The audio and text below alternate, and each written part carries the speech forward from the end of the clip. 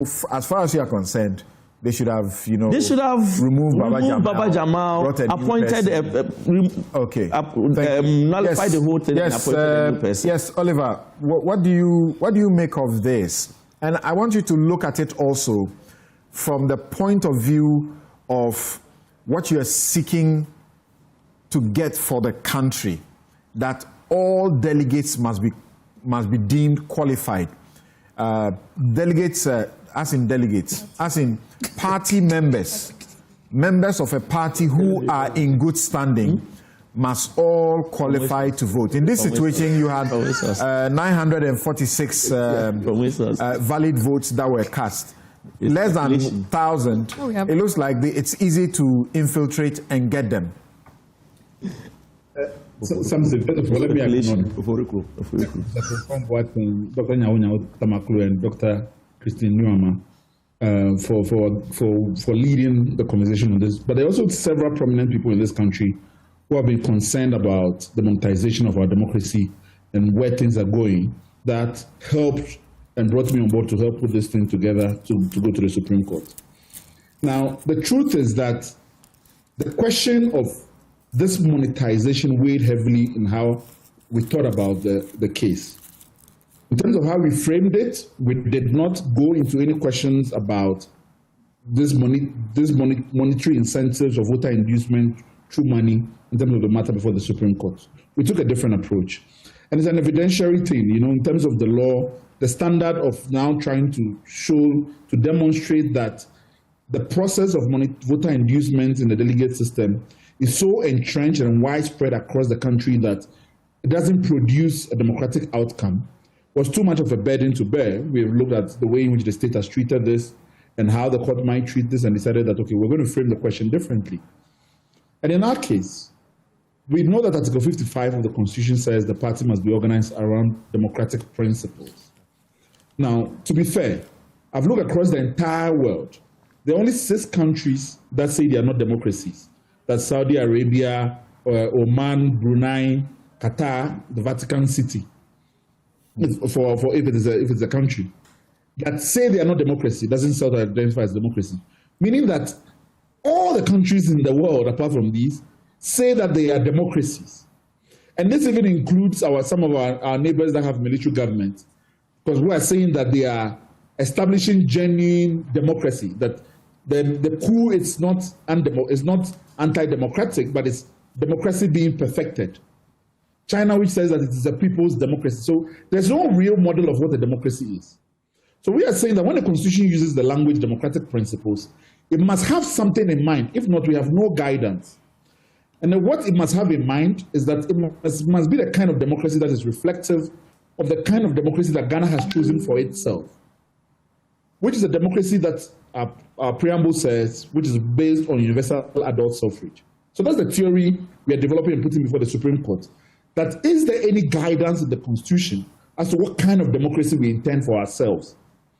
So it is that principle that we are saying that then, when the parties are organizing, they must organize around this idea, which is the feature of Ghanaian democracy, the universal adult suffrage.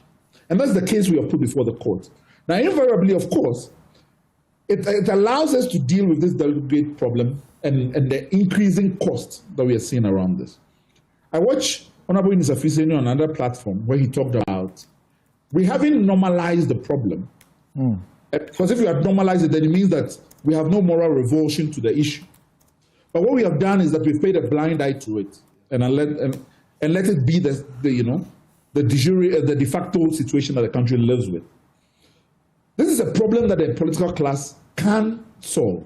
They hold all the tools to solving it. They are the people that constantly complain about the cost of where this is going.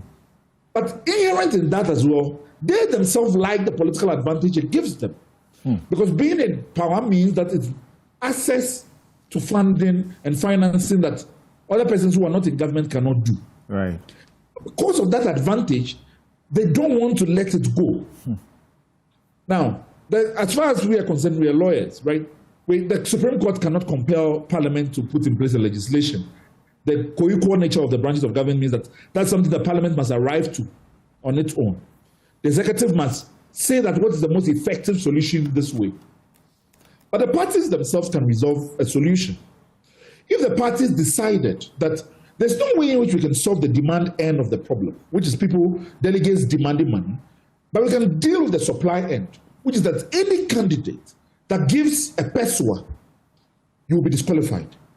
We will then turn the candidates into spies on themselves. They will then volunteer information on who has given what, in order to get the other candidate disqualified.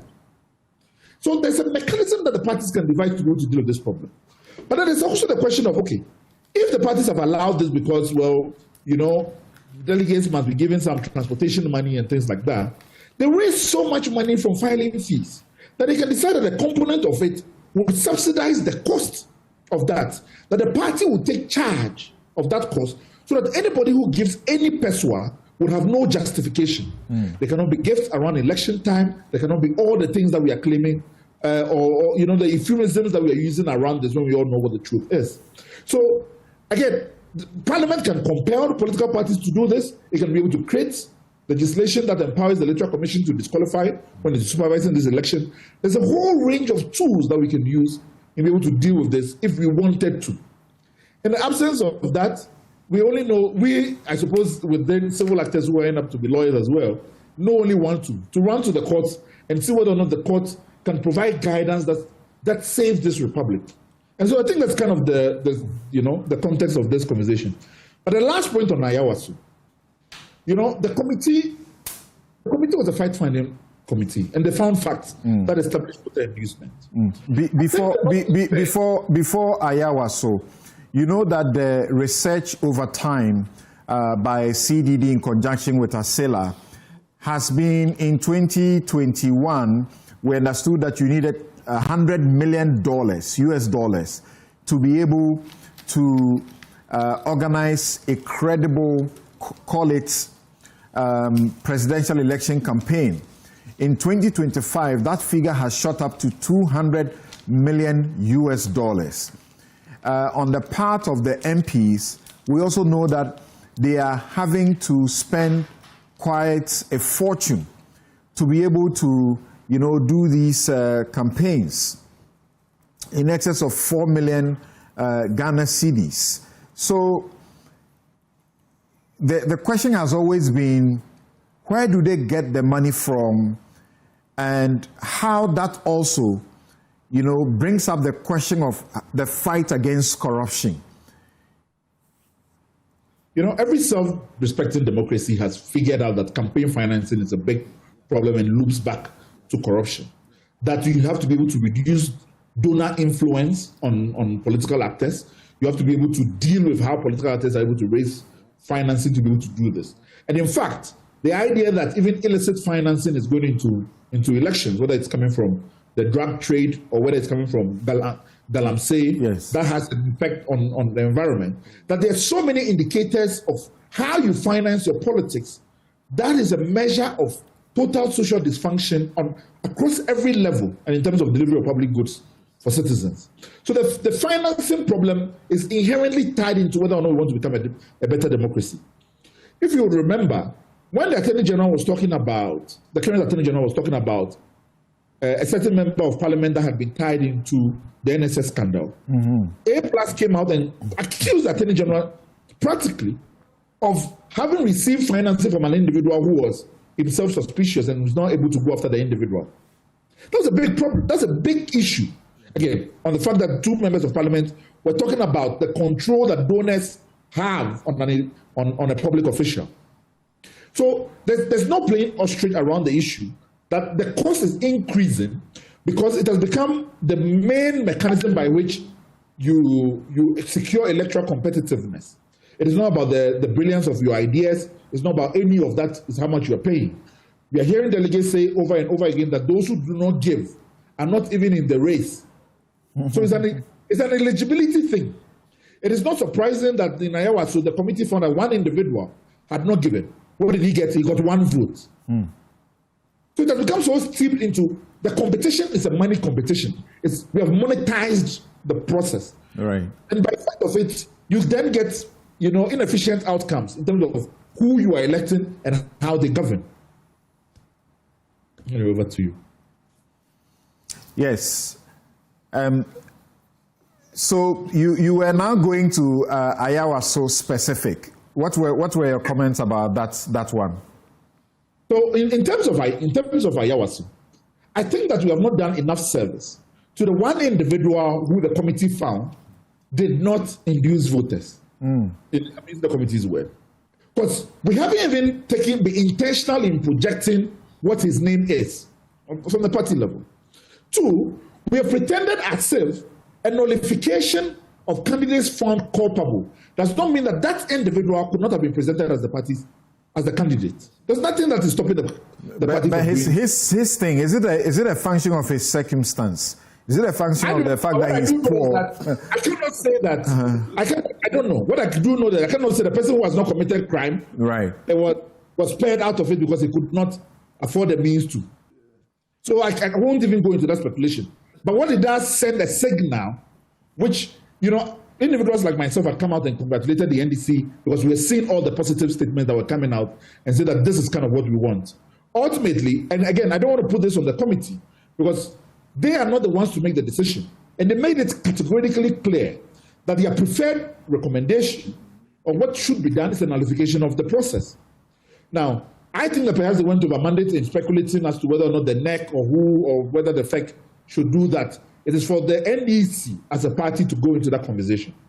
I think it's commendable that the majority in Parliament put out a statement saying categorically that this is where their position on the issue is. So all those signals were there. Ultimately, the party resolved to go in a different direction. And again, in terms of the Ayawaso polls itself, you have the party which had decided that, okay, before we're setting up the committee, the mandate of the committee was that we want to be clear that going forward, it can even result in disqualification. And this is why perhaps that came the suggestion that, well, the committee was definitely not going to recommend this because it had been set out clear in its TOR that we don't want you to look at that as an option. But be that as it may, the committee still expressed a view on why that is the most preferred option in terms of this. Are you disappointed at where we are now that we can't see anything drastic happened? Yes, I think that I am disappointed, but I do hope that if this is truly reflective of the majority's position on this issue, then we should put legislation before Parliament. Yes, but if you are disappointed, does it mean that you don't buy the recommendation that there's a difficulty in annulling the elections that have been duly certified by the EC? So first of all, on this question of the EC certification, there's no law that requires the EC, first of all, to supervise primary election. The law on the Political Parties Act is about the party executives. So when it is doing this and conducting this election, its role in the process has been limited to the counting of the ballot and whether or not there's no seizure of the ballot or anything that goes into the box. It has not concerned itself with questions of inducement of voters in this conversation. So that it is for some credibility that they bring the EC in. Otherwise, they could do it on their own. Absolutely. Now, in this case, there is no then legal issues that arise to say that we're overturning what the EC has done. The determination of who is eligible is you who defined it. If you said you imposed even membership of the party and for how long, you decide what kind of conduct I am becoming of your representatives, not the EC. So you're not limited in any way, whether by law or by practice, in terms of what decision the EC has just showed you in terms of the vote conducted. Does the resolution chip away from the reset agenda? I think that in many ways it does. I think that, and the committee itself recognizes this. I mean, I think that when I listen to Yunus Hussaini talk about this, he recognizes that the kind of posturing and the messaging that the NDC wanted to give to Ghanaians, this is chipping away from it. I've seen Al-Hassan Surini talk about it is not only government that embarrasses the party. Sometimes the party itself can embarrass government. Giving this as an example of that scenario. So I think that everybody would agree that there's a credibility loss and a trust loss. All right. It is this that incrementally, cause a party to lose elections. Okay. Now take a breather. I'll return to you on the next matter and then give you the opportunity of some reaction.